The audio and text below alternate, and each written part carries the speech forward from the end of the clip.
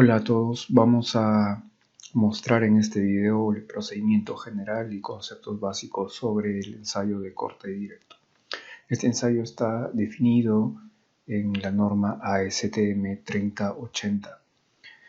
Si quisiéramos hacer una clasificación general, podríamos mencionar que este ensayo se divide en un ensayo estándar. Se le denomina así porque es el más utilizado y el de mayor difusión en nuestro país, y un ensayo a gran escala que se ejecuta principalmente en proyectos de gran envergadura y donde el tipo de suelo a utilizar es de grandes dimensiones. Ya vamos a mencionar un poco sobre este ensayo en la parte final. El ensayo estándar se ejecuta principalmente en laboratorio. El ensayo a gran escala es posible ejecutarlo en campo, en condiciones aparentemente naturales, pero vamos a ver que hay ciertos cambios que revisar, y también en laboratorio. Vamos a ver de manera básica y general el ensayo de corte directo estándar. Veamos que la muestra que se obtiene de campo la llevamos al laboratorio, y a partir de esta muestra debemos obtener 3 especímenes a los cuales vamos a someter al ensayo de corte directo, es decir, vamos a ejecutar 3 procedimientos. El espécimen, cada uno de estos especímenes están constituidos por 3 cilindros. Actualmente es posible también ejecutarlos ya no con una forma circular, sino con una forma cuadrada. Las dimensiones básicas son que el diámetro de este cilindro debe ser por lo menos de 10 veces el tamaño máximo de la partícula que conforma el suelo con el que voy a trabajar. Y en la altura debemos tener una altura que sea 6 veces como mínimo del tamaño máximo de las partículas con las que voy a trabajar en mi muestra de suelo. Usualmente trabajamos en laboratorio con alturas que van entre 2.5 y 3 centímetros y con áreas que tienen oscilan alrededor de los 25 centímetros cuadrados. Por otro lado, este es un esquema general del equipo de corte directo.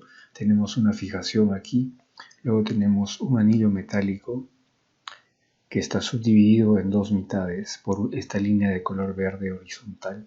Además, en la parte superior y en la parte inferior tenemos piedras porosas con la finalidad de poder drenar el agua que existiera en la muestra en el caso la muestra se encuentre saturada y sean las condiciones que queremos reproducir. Veamos un poco más sobre los tipos de suelo que podríamos emplear en este tipo de muestras. Observe. Básicamente los tipos de suelo que podríamos emplear están circunscritos a que cumplan el tema de las dimensiones máximas respecto al diámetro y respecto a la altura del cilindro que forma cada uno de los 3 especímenes.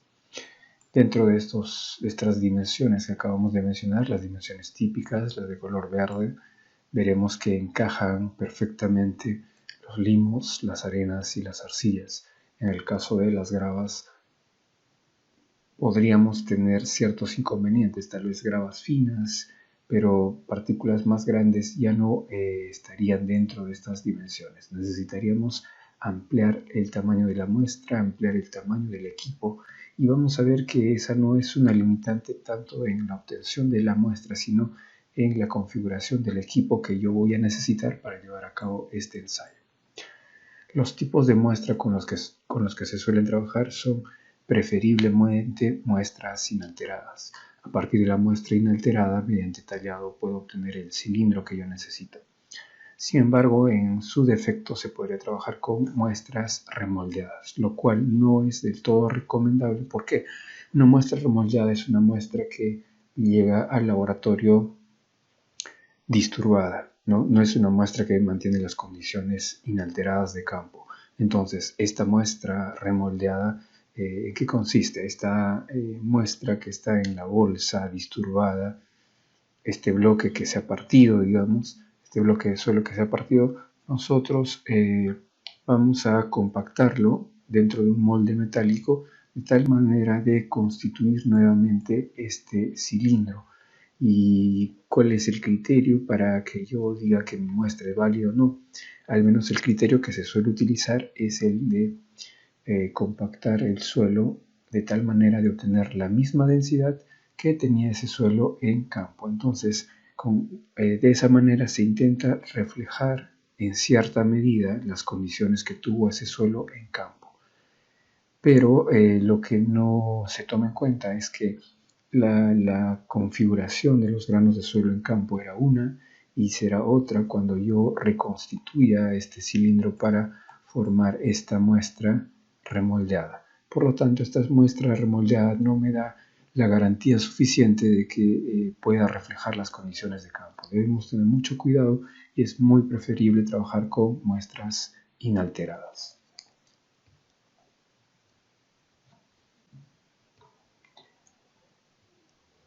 Algunas limitaciones que nos trae este ensayo. Observemos aquí, el área de la muestra cambia a medida que el ensayo progresa, sin que esto sea demasiado significativo, ya que la mayoría de las muestras fallan a deformaciones bajas. Ya veremos en unos gráficos más adelante cuáles son esas tasas de deformación. Es poco usual hacer una corrección por el cambio del área, se considera una distribución uniforme. Otra limitación, observen la segunda limitación, la que tenemos aquí, es que la superficie real de la falla no es un plano horizontal necesariamente, ni se tiene una distribución uniforme de esfuerzo cortante. Esto es la principal limitación de este ensayo. Como ustedes saben, en la figura anterior nosotros definimos que el dispositivo del ensayo estaba mostrado por una configuración, un esquema de una división de la caja metálica a partir de una línea horizontal, es decir, tenemos un anillo superior y un anillo inferior y ambos rodean a nuestra muestra cilíndrica que está insertada aquí. Entonces vamos a forzar a que esta muestra cilíndrica sea partida en una mitad a partir de esta línea horizontal. Es decir, el plano de falla que vamos a obtener va a estar inducido por esa línea horizontal. Y esa línea horizontal que me conlleva a un plano de falla horizontal no necesariamente es el plano más débil. Entonces esa es una gran deficiencia de este ensayo. El ensayo estándar, como vemos aquí, usa una muestra muy pequeña con el consiguiente resultado de que los errores de preparación sean relativamente importantes. ¿A qué nos referimos? Si yo tengo errores de preparación en la muestra, por ejemplo en el remoldeo tengo más densificación justo a la mitad del cilindro, entonces voy a tener aparentemente una mayor resistencia al corte y resultados erróneos. El tamaño de la muestra excluye la posibilidad de hacer hacer mucha investigación de las condiciones de presión de poros durante el ensayo. Esto es muy cierto porque, como ustedes saben, las dimensiones son tan pequeñas que no podemos controlar la presión de poros como si lo haríamos en un ensayo de compresión triaxial, que veremos más adelante. Las ventajas: el tamaño de las muestras origina que la ejecución de los ensayos no requiera demasiado tiempo. Esto se debe a que si yo aplico una presión con el objetivo de consolidar la muestra, esta consolidación se producirá en tiempos pequeños porque la altura de la muestra es pequeña y la altura de drenaje, por tanto, también será pequeña y no tomará mucho tiempo. Además de ser un ensayo bastante difundido en todo el país, en todo nuestro medio, prácticamente todos los laboratorios de mecánica de suelos cuentan con este ensayo. Veamos ahora de manera general los tipos de ensayo que podemos tener. Esto es muy parecido al ensayo de compresión triaxial, sin embargo veremos al final de esta parte que hay una cierta consideración que deberíamos tomar en cuenta. El ensayo no consolidado, no drenado. ¿En qué consiste? Este ensayo de corte directo tiene dos etapas. Una primera etapa donde aplicamos una fuerza de compresión intentando que la muestra se consolide y habrá una deformación vertical. Luego una segunda etapa donde se mantienen las condiciones de la primera y aplicamos una fuerza horizontal. Entonces, ¿qué nos dice este tipo de ensayo? El corte se inicia, es decir, el corte de la segunda etapa se inicia antes de consolidar la muestra bajo la carga normal vertical P sub V. Si el suelo es cohesivo y saturado, se desarrollará exceso de presión de poros, que lastimosamente no podemos medirlo por la naturaleza de este ensayo. Luego tenemos un ensayo CU, consolidado no drenado. Se aplica la fuerza normal y se observa el movimiento vertical del deformímetro hasta que se detenga y se estabilice el asentamiento, antes de aplicar la fuerza cortante. Muy bien.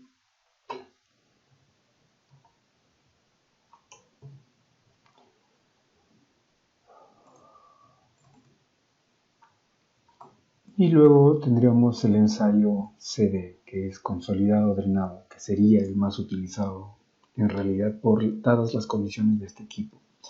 La fuerza normal vertical P sub V se aplica y se demora la aplicación del corte hasta que, debido a la aplicación de esta fuerza vertical, se haya desarrollado todo el asentamiento.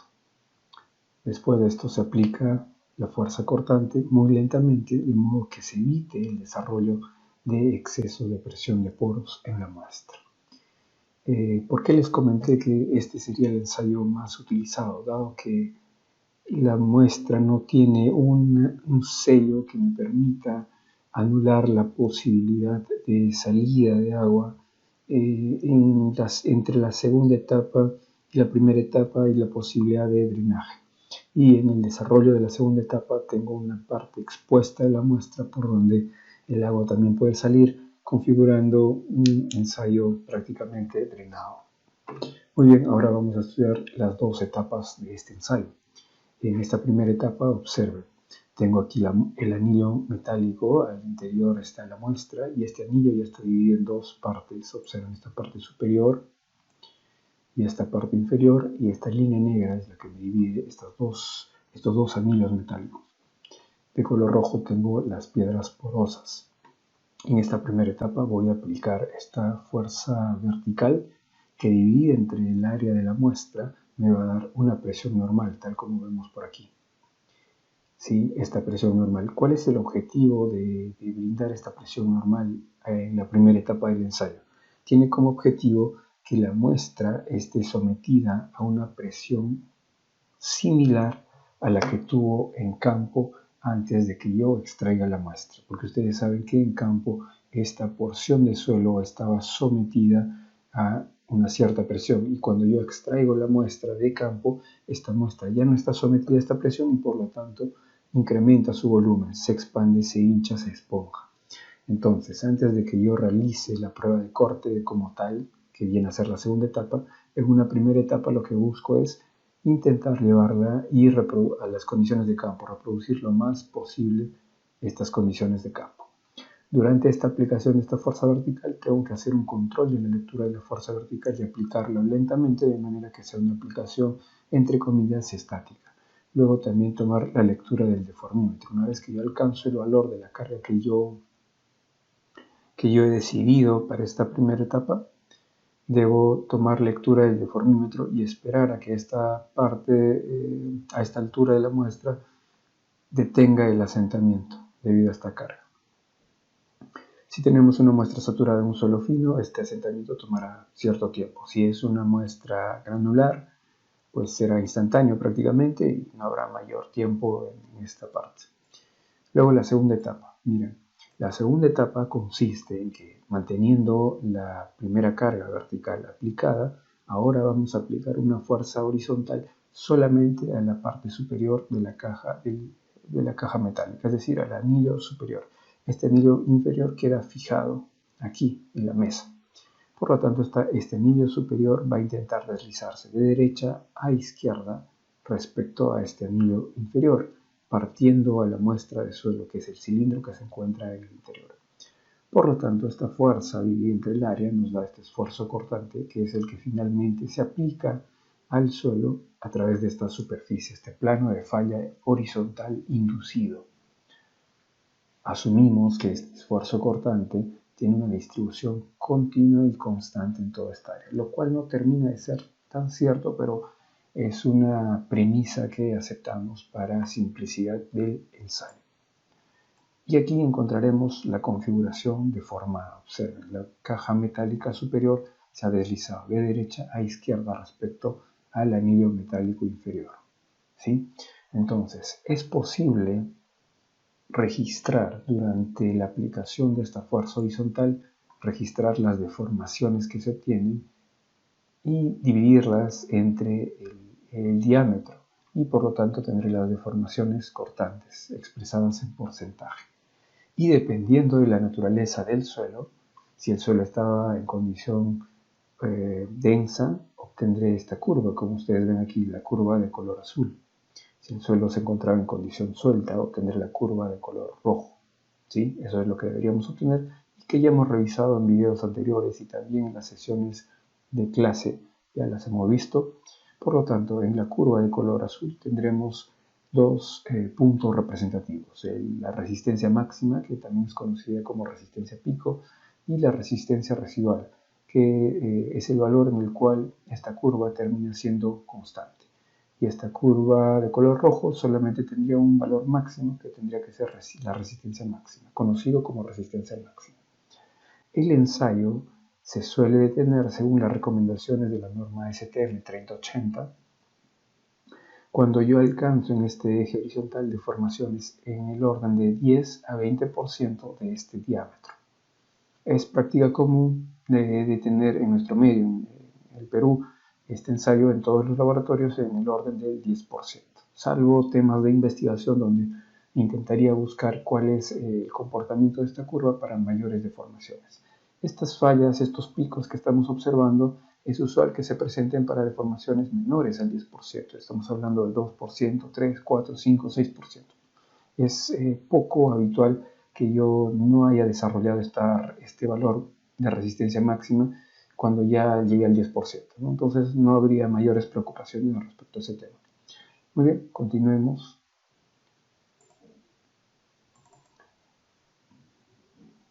Algunas consideraciones sobre el ensayo. Debemos recordar que se efectúa un ensayo por cada uno de los 3 especímenes obtenidos a partir de la muestra que hemos recabado del campo. No olvidar que en cada uno de estos 3 especímenes vamos a aplicar una presión normal. La elección de los valores de P sub V para cada espécimen deben ser coherentes con las condiciones de campo. Este valor de P sub V que vemos por aquí, ya saben ustedes que dividido entre el área de la muestra me da la presión normal a la cual voy a someter a cada espécimen en la primera etapa. Antes de continuar con un ejemplo de cómo realizar esa elección de presiones, vamos a recordar este concepto importantísimo de la teoría del corte que ya hemos revisado en las sesiones de clase. Recuerden ustedes que la envolvente de falla está constituida por esta curva de color rojo, como ustedes ven aquí. Aquí hay un error, ¿no? Me equivoqué. Aquí debería representar en el eje horizontal la presión normal y en el eje vertical sí está bien el esfuerzo cortante. Lo mismo en esta gráfica. En el eje horizontal la presión normal y en el eje vertical sí está bien el esfuerzo cortante, y lo mismo para la tercera gráfica. La idea que queremos recalcar en esta parte es lo siguiente.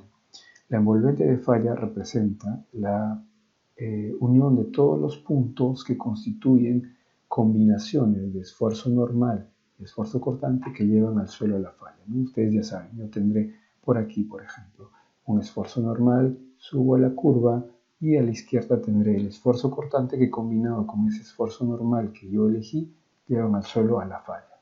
Bien. Pero por simplificación ustedes saben que trabajamos con el criterio de falla de Moore-Coulomb, que es esta recta azul. Sin embargo, una recta no podría representar en toda su extensión de manera fidedigna a esta curva. Lo que solemos hacer es trabajar por tramos. Si a mí me interesa, dadas las condiciones de mi proyecto, conocer la resistencia al corte del suelo en este rango de presiones normales, en este rango entonces yo trazaré mi recta por aquí, como ustedes ven, y en esta zona trataré de que esta recta represente lo más posible a la curva, y eso será un resultado satisfactorio. No me interesa para este caso en particular qué sucede con el tramo adicional de la curva. ¿Está bien? Ahora, si mi rango de presiones normales ya no es tan pequeño, sino es un poco más grande, entonces me interesa trabajar por aquí, yo voy a buscar una recta como esta azul que sea representativa de la curva, pero en este tramo central, ya no tanto en el tramo inicial, y tampoco me interesará qué sucede después. De manera complementaria, observen qué sucede. Ahora, si a mí me interesa conocer el comportamiento, la resistencia al corte, perdón, de ese suelo en un rango de presiones normales mayores, más alto, entonces tengo que buscar una recta que represente a la curva para ese tramo, en ese tramo. Observen la diferencia que tenemos en las rectas. En la tercera recta tendríamos valores de cohesión más altos, ángulos de fricción más pequeños. En la primera recta tendría valores de cohesión más pequeños y ángulos de fricción mayores. Entonces, todo depende de cuál es el rango de presiones normales que a mí me interesa. Aquí seguramente estaremos hablando de muestras de suelo que se han obtenido a pequeñas profundidades. Aquí muestras de suelo que se han obtenido a profundidades medias y aquí a profundidades mayores. ¿Y de qué depende la profundidad a la cual yo voy a extraer mi muestra de suelo? Depende de la profundidad que a mí me interesa analizar en función a la profundidad donde se va a apoyar mi estructura de cimentación. Tengamos muy en cuenta eso. Ahora, en función a lo que acabamos de hablar, vamos a mencionar un breve ejemplo sobre la ejecución de estas presiones. Miren, por ejemplo, se va a extraer una muestra a la profundidad de 9 metros para un suelo con peso específico de 2 gramos por centímetro cúbico. Entonces aquí está el punto A. Ya saben, cuando nos referimos al punto A nos estamos refiriendo a un volumen de suelo. No estamos hablando de una partícula en particular, en específico. Entonces aquí tenemos 9 metros. Esta es la profundidad a la cual voy a extraer mi muestra. He realizado mi excavación de mi calicata y aquí está el volumen que me voy a llevar al laboratorio. Por lo tanto, esa muestra está sometida a una presión que la podemos calcular rápidamente como el producto del peso específico. Por la profundidad tenemos 2 gramos por centímetro cúbico por 9 metros, lo que me da 1.8 kilos por centímetro cuadrado. Entonces, yo debo buscar elegir 3 valores de presiones normales que voy a utilizar para mis 3 especímenes en laboratorio, de tal manera que estos valores cubran a este valor real de K. Y vamos a ver eso. Aquí tengo, por ejemplo, 3 juegos de valores. Miren, el primer juego está constituido por 0.5, 0.5, 1, 1.5 kilos por centímetro cuadrado como presión normal que utilizaría para mi espécimen 1, mi espécimen 2 y mi espécimen 3 respectivamente. Entonces, esta primera columna constituye un primer juego de valores. Esta segunda, otro juego de valores y esta otra. La presión que yo busco incluir en mis juegos de valores es de 1.8, ya hemos visto, por mis condiciones de campo. Entonces, esta primera columna que ustedes ven aquí oscila entre 0.5 y 1.5. Mi valor de interés, que es 1.8, queda fuera de este rango. Está por encima del valor máximo aquí, que es 1.5. Entonces, descarto esta columna. La tercera columna, observen, tengo el primer valor de 2, luego 4 y 6. Mi valor de interés, que es 1.8, queda fuera de este rango. Este rango va de 2 a 6. Mi valor de interés está por debajo del valor mínimo de este rango. Entonces descarto esta columna. Mi segunda opción fue el valor de 1, de 2 y de 3. Entonces, miren, mi valor de interés, mi presión de interés, que es 1.8, está justo al intermedio de este rango, entre 1 y 3. Entonces, consideramos que este rango de valores de 1, 2 y 3 es válido. Para que recordemos un poco, 1, 2 y 3, ¿qué representaría? En el gráfico anterior, 1, 2 y 3 me representaría, por ejemplo, aquí podría estar 1, por aquí estaría 2 y 3, entonces me interesa hallar esta recta. No me interesa esta, ni me interesa esta de aquí. ¿Sí? Muy bien, entonces prosigamos.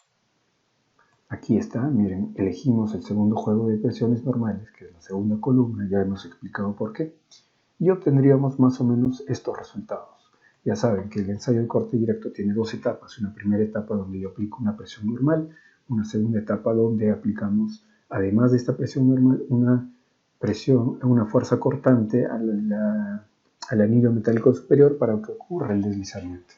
Durante la aplicación de esta fuerza cortante se desarrolla un esfuerzo cortante sobre la muestra y se desarrolla también esta curva.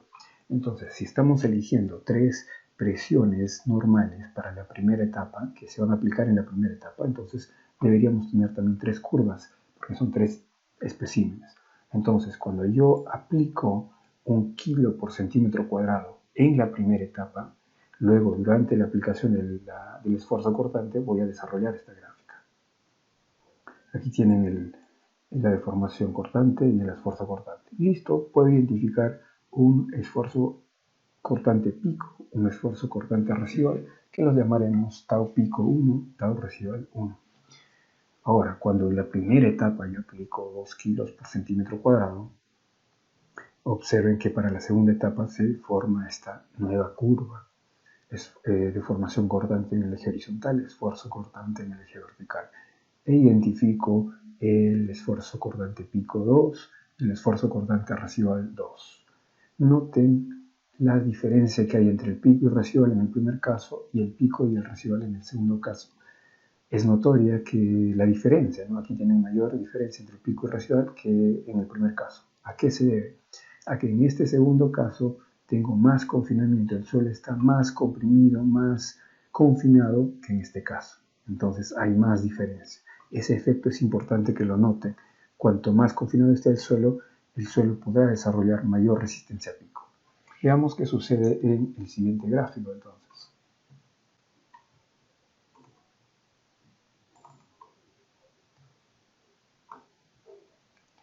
El siguiente gráfico sería el que corresponde al tercer espécimen. Cuando en la primera etapa yo apliqué 3 kilos por centímetro cuadrado, yo tengo que en la segunda etapa se desarrolla este esfuerzo cortante. Aquí está el esfuerzo cortante pico 3, el esfuerzo residual 3. Pueden notar que la diferencia entre pico y residual es aún más acentuada que en los dos casos anteriores. Por lo tanto, ahora vamos a ver qué podemos construir a partir de que yo tengo 3 valores de esfuerzo cortante pico y 3 valores de esfuerzo cortante residual. Muy bien, observen. Empleando estos 3 valores de esfuerzo cortante pico, vamos a graficar en el eje horizontal la presión normal en kilos por centímetro cuadrado, en el eje vertical el esfuerzo cortante en kilos por centímetro cuadrado también. Y miren, como ya he aplicado 3 presiones normales para mis 3 especímenes en las primeras etapas de cada ensayo, lo que tenemos es, miren, aquí tengo la primera presión normal 1, 2 y 3 kilos por centímetro cuadrado. Para 1, ustedes saben que hemos identificado un esfuerzo cortante pico 1, y eso está aquí. Miren, este sería mi punto. Para 2 kilos por centímetro cuadrado hemos identificado el esfuerzo cortante pico 2. Para 3 kilos por centímetro cuadrado en mi gráfica, y es esta gráfica que ustedes ven aquí, sería el esfuerzo cortante pico 3. Eso es lo que hemos identificado. Listo, entonces ya tengo mis 3 puntos. Observen, este punto y este otro punto. Los 3 puntos yo los puedo llevar a una hoja de cálculo y hacer mi recta de regresión que sea la más ajustada posible a estos 3 puntos. Ya saben ustedes que sería difícil que esta recta, o casi imposible que esta recta pase exactamente por los 3 puntos. ¿Por qué? Porque estos 3 puntos obedecen a la envolvente de falla real, que es una curva, ya saben ustedes eso. Y además que, tal como hemos explicado, a mí no me interesa que la recta represente a toda la curva porque sería imposible, no tendría buena representatividad. Más bien estamos en este segundo caso donde la recta intenta representar una porción de la curva. Tengamos muy en cuenta eso. Muy bien, entonces luego de realizar esta regresión lineal, obtener mi recta, veo que el intercepto con el eje vertical configuraría lo que es la cohesión y además le llamaremos cohesión pico. ¿Por qué? Porque estamos trabajando con los valores pico nada más.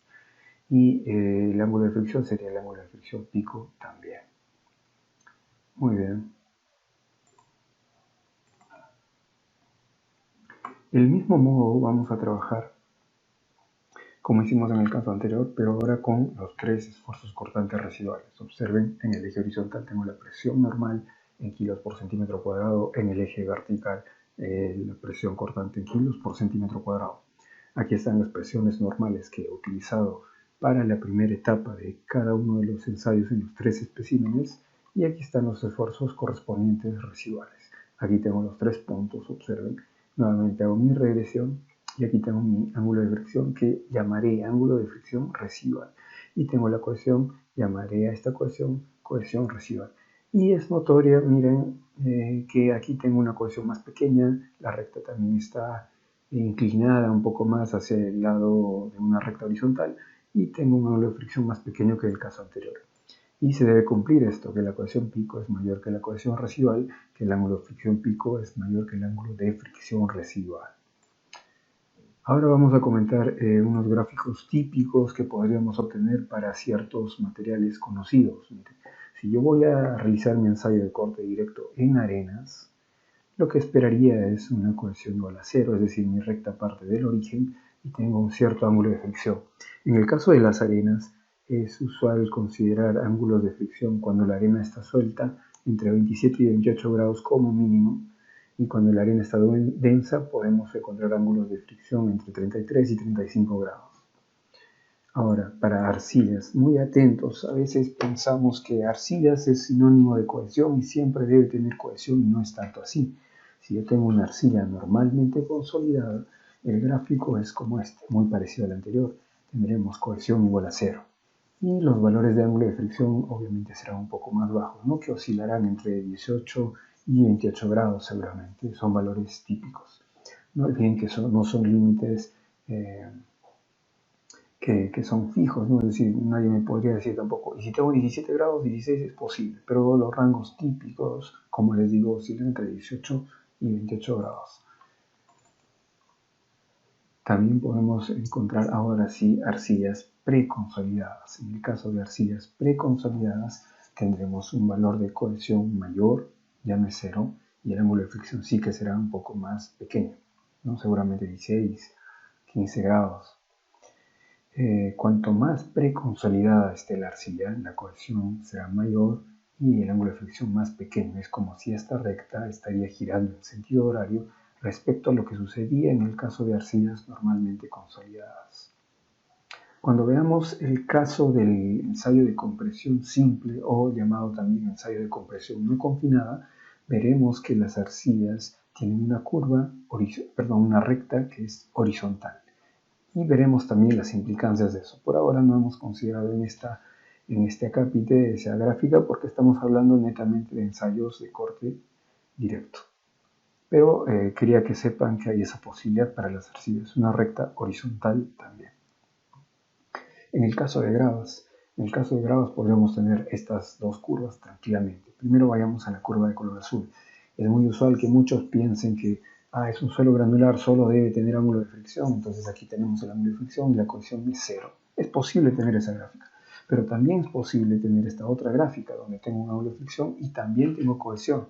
No pensemos que la cohesión no se va a dar en suelos gravosos. Lo que sucede es que aquí la cohesión ya no va a estar ligada con el término de atracción eléctrica entre los granos de suelo fino, la interacción iónica y todo esto que hablamos de los suelos finos ya no va a ser de ese tipo.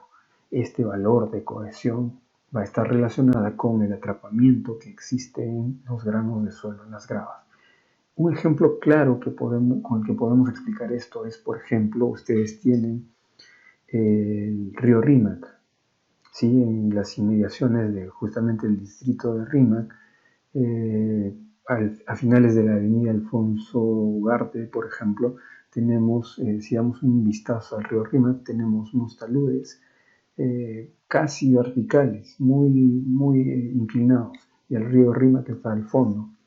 Y si ustedes ven la configuración de ese suelo en cada uno de los lados de estos taludes casi verticales, vemos que estos están conformados principalmente por grava, con algo de arena y eventualmente algo de limo. Y para que esos taludes estén estables no basta solo con ángulos de fricción, tienen cohesiones importantes. Y efectivamente se han realizado muchos ensayos de corte directo a gran escala con esos materiales y se han obtenido valores de cohesión también importantes. Tal vez un nombre más adecuado en esos casos sería el de intercepto cohesivo. ¿Por qué? Porque la cohesión, como les dije, ya no sería solo sinónimo de la atracción eléctrica de los iones de los suelos finos, porque aquí principalmente tenemos suelo granular grueso, entonces sería un nombre tal vez más adecuado llamarlo intercepto cohesivo. Pero bueno, esta también sería una gráfica válida en ciertos casos para las gravas. Muy bien, hasta ahí hemos explicado en esencia lo que constituye de forma básica también, porque hay muchas cosas, muchos detalles que no hemos mencionado, solamente lo necesario para que ustedes puedan tener una idea clara y básica del ensayo de corte directo y seguir la secuencia del curso que estamos desarrollando a nivel de pregrado. Ahora, en la parte inicial mencionamos que este ensayo puede darse de forma estándar, que es lo que hemos revisado en laboratorio, o en un ensayo de corte directo a gran escala. Este ensayo de corte directo a gran escala lo vamos a ver ahora en algunas imágenes para que ustedes tengan un ejemplo. Este es el dispositivo que nosotros podríamos encontrar para un ensayo de corte directo a gran escala en laboratorio. Ojo, en laboratorio. Es importante, miren, tener una buena losa de concreto, como ustedes ven aquí. Luego tener este pórtico de reacción, unas columnas que principalmente están conformadas por perfiles metálicos aquí en la vía de reacción. Observen aquí en la parte inferior tenemos una caja metálica, aquí en la parte inferior también, y aquí tenemos unas gatas que nos permiten sujetar esta caja metálica a esta pared, que también estará conformada por concreto y la base también.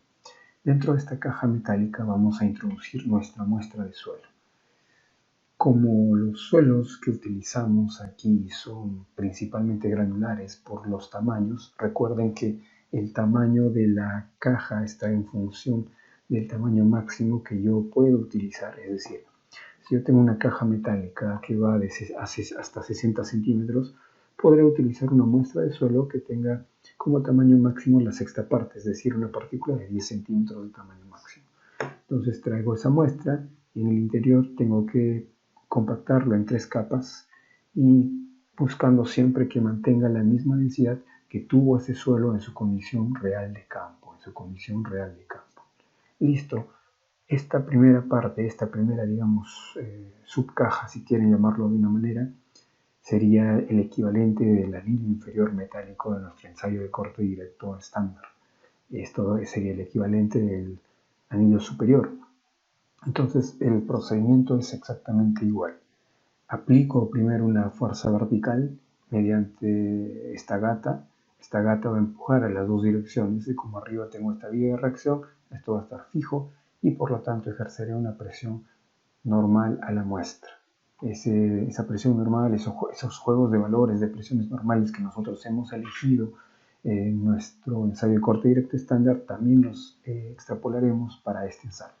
Aquí tenemos, observen, unas barras circulares, de tal manera de garantizar que esta presión normal que estoy aplicando no tenga excentricidades. Listo, una vez que se consolida la muestra en una primera etapa, procedemos a aplicar aquí, mediante una celda de carga, el esfuerzo cortante horizontal, de tal manera que exista un deslizamiento y por aquí yo pueda tener un desplazamiento por corte.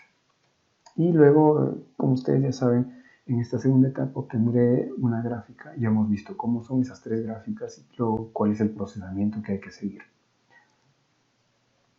Aquí tenemos un esquema más cercano de la disposición que tendríamos de esta caja. Esta parte vendría a ser la mitad inferior, esta de aquí la mitad superior que se desliza de izquierda a derecha, y aquí tenemos unos tornillos de fijación. Aquí tenemos el dial para medir el desplazamiento por corte y con el cual construimos finalmente la gráfica.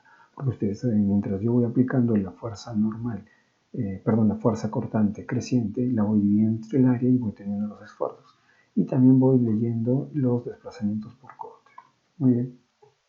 Aquí tenemos el esquema real, por ejemplo, de este equipo. Este equipo que ustedes están viendo está en el laboratorio del SISMIT. El SISMIT es una institución de investigación, de cooperación entre una universidad peruana, la UNI, y el gobierno de Japón. Aquí tenemos el mismo dispositivo que ustedes acaban de visualizar. Aquí tenemos un ejemplo de lo que se puede hacer en campo. Aquí estamos a la mitad del proceso detallado de las 3 muestras de campo. ¿Sí? Se va a ejecutar un ensayo de corte directo a gran escala in situ. Observen, esta sería una caja, la caja metálica, la vía de reacción y el procedimiento es exactamente el mismo. Muy bien, eso ha sido todo por este video. Estaremos complementando la información en las sesiones de clase y también esperando sus consultas.